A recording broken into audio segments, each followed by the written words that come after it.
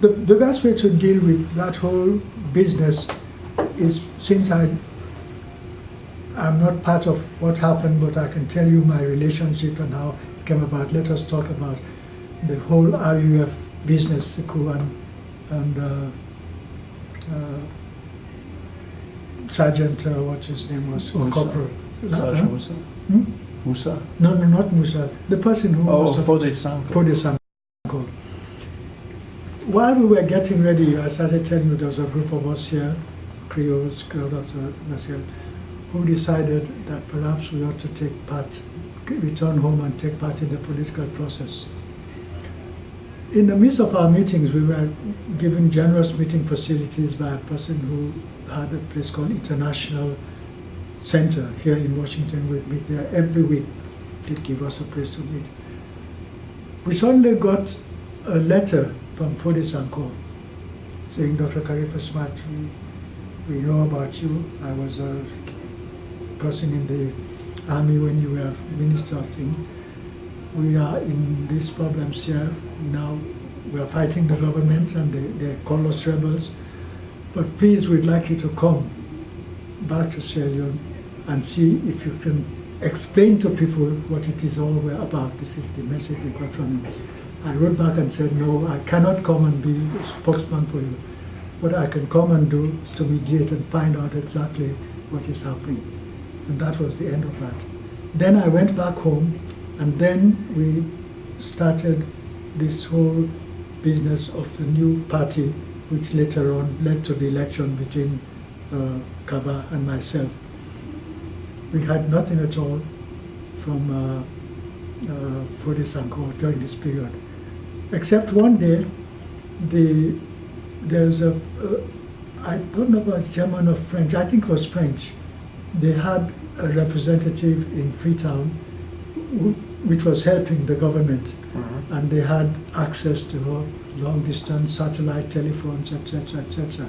One day we got a message that Fode Sanko had sent to them and said, could he arrange to meet certain Sierra Leoneans, and he named the Sierra Leoneans, myself, one of the ladies from the North who's now a member of the government, etc., etc., and a certain Muslim priest and a Christian priestess. He said he'd like to talk to us.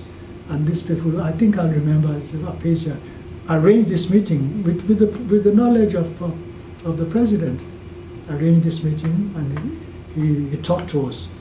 And after he talked to us and we told him that we felt that this is not the way to help the country the way he thought he was helping, that's what he told us. He started this thing because he was against what the government was doing. And finally it got bigger and bigger until the government started fighting him, and therefore the war was carrying on. He didn't want it. Anyway, after we talked to him the first time, he said, okay, that's enough. I'll call again because I want us to continue this talk. And this foreign mission again arranged, but he said this time, since it was a foreign mission, he could not arrange another talk with Fode Sanko unless he consulted the government. When he asked them, they said yes, he can talk with any of them except Khalifa Smart. So then Fode Sanko said, no, I will not talk. If Khalifa Smart is the one I knew from the time I was only a junior person in the army, he was Minister of Defense, I trust what he tells me. But if you say I cannot talk with him, then I will not talk. So that was the end of that attempt. Any connections with Fode Sanko, beginning when he was a junior in the army. Second, when he claimed when he started this business that he and I had been at Pademba Road together, which is false. He was not at Pademba Road when I was but he tried always to link me with what he was trying to do. And then the third thing was this business of his wanting to talk to me. So that was the end of that. No further connection. Then when the government itself now started to have peace talks, they had first of all in the first one was I think was in Lome? before Lome. Or before Lome? It was in Ivory Coast.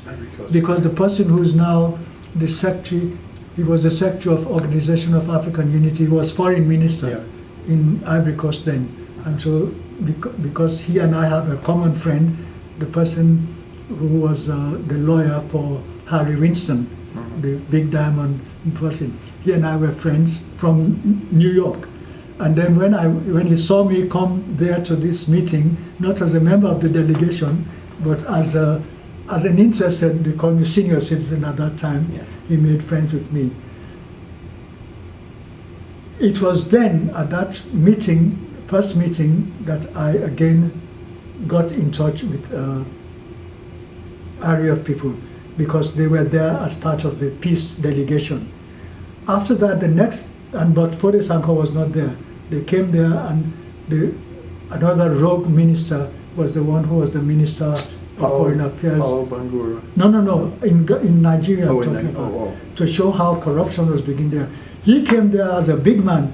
He said, well, you poor fellows, I've come to you because you know Nigeria is now the leader of Africa. You see, me, I'm a foreign minister, but I have my own private plane that the president has given me. And that was Abacha. Abacha gave him his own private plane, jet plane, to travel around. And we were coming on third class on the thing. He said, so I just come here to let you know that we are now the leaders and we will try to solve this problem between people. And when he heard our side of the story saying we want peace in our country, but we don't want it this way, he said, oh, well, then that's not my business. You see, if you don't make peace at once, I have to go back home and play golf, so I'll leave you. That was his attitude. So that meant that peace business did not go ahead. The next time was in Lome. This time, I'll tell you what happened this time.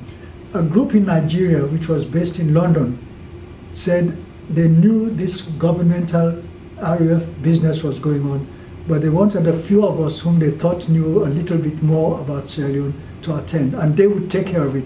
They would call a meeting parallel with the peace discussions in Lome, so that you will have a chance of hearing what they were saying and, if possible, send messages to them.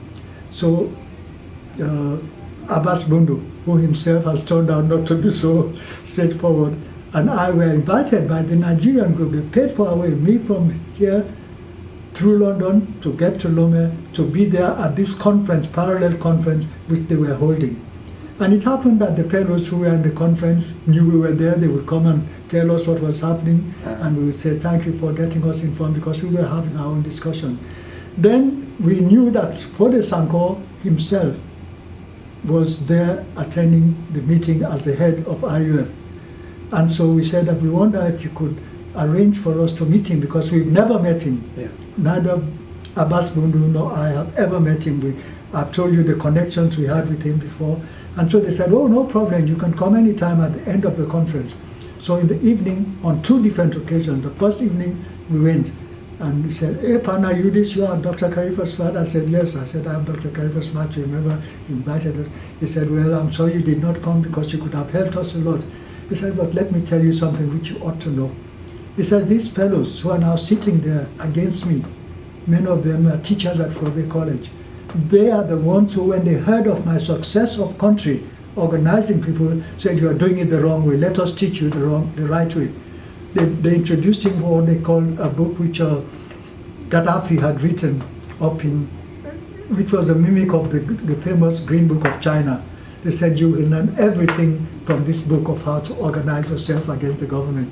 Said, but what is more, we will make contact with you so that you can get to Libya and get to know Gaddafi, and you will learn from him how to do the things you're trying to do. He says, these are the fellows from Foday College who taught me this thing. Now they're sitting in the government judging me. And this he told me, he said, to prove it to you, I will call them. He called them from their own hotel. They were all in the same hotel. We were not there. We were in a cheaper hotel in Lome. He called them. He said, come, I want you to come and meet Dr. Khalifa Smat. And when they came and sat down, he said, I've just told Dr. Khalifa Smat that everything you're now accusing me of doing, you are the ones that taught me. Can you deny? And they said, no. He said, but you took it the wrong way. That's what in our presence, and Abbas Bundu will tell you this, in my presence, Foday Sankoh told us this thing. So that was my only next contact with Foday Sankoh, when he confessed this thing to us, that what he did was done because of the influence of these so-called professors from Foday College, who all of them left. So one of them is now in South Africa doing things, and they're all out of the government now, but because they know the damage that they caused. Mind you, the RUF did terrible things in Sierra Leone, because when they went wild, because of that's where diamonds comes in. Yeah. You see, they needed money, and Charles Taylor found out that if he could get diamonds from them and sell those diamonds, he could use the money by what he bought the diamonds with to buy arms, which they also knew they could get easily from either Gaddafi in Libya or from other countries which are willing to sell them diamonds. That was the connection of Charles Taylor and the diamonds in Sierra Leone, for which now he's also himself under trial. I mean, it's right. I mean, under law, if he's the one who financed them by buying diamonds, which enabled them to buy arms to do the terrible things they did, then okay, he has to be brought to trial. But the way he's being brought to trial is a misinterpretation of everything. He did not intend, he had enough problems in Liberia. He did not intend to have any kind of control over Sierra Leone. He just wanted to use the ease with which he could buy diamonds, which are money for him, which would also help the rebels to do what he was doing. So that is the simple story of what happened. But then if they do not put that in that kind of light and recognize that at the same time as they went to the extreme of doing this business of cutting off people's hands and limbs, the Sierra Leone army was doing exactly the same thing. There were just as many child soldiers who were soldiers of the Sierra Leone government army as there were child soldiers in the RUF army. But people don't want to see those facts, and therefore see that if peace comes, it has to be between people who both were doing the wrong things to their own people of Sierra Leone and not blame it all on the... That's why you see, when they brought in Hinga Norman as deputy, when the international conference came, it was there who said, listen, we know that the Sierra Leone army was just as responsible. Therefore, the Minister of Defense in the army, Sierra Leone army, has to be tried just as we are going to try for the Sanko and the others, which Kaba did not like. Because as soon as Hinga Norman said this, okay, I will tell you that everything I did because the president told me to do it. But you see, he didn't come to his defense. And they arranged, in order not to try him in Sierra Leone, they said if they tried him in Sierra Leone, people would hear what he was saying in court and tell them these things. So the safest thing for the country and he should be tried abroad. And they were making arrangements to try him in wherever it was, Holland. When he fell ill, and instead of treating him in Sierra Leone, they sent him to Senegal. And that's where he died. Let me backtrack a bit. Why did Momo flee when those NPRC guys came to the State House? Because Momo was again not interested in the country. He wanted to save himself. And he told me, he came here, I told you when he came here, I visited him. He told me, he said, why should I stay there? The boys want the power, let them take it. And so he left. But he left on that good term. They didn't hate him at all. They knew the kind of person he was. In his own words, he told us that, you know, I really failed my people. See, that's why I wanted you and the Governor General to come back. Because I listened to bad advice. Yeah. And you will hear the details of other people, the bad advice he followed. He was not a good president. Anybody in Freetown will tell you, he did this, he did that. His interest was not in the country, his interest was enjoying the presidency. Yeah.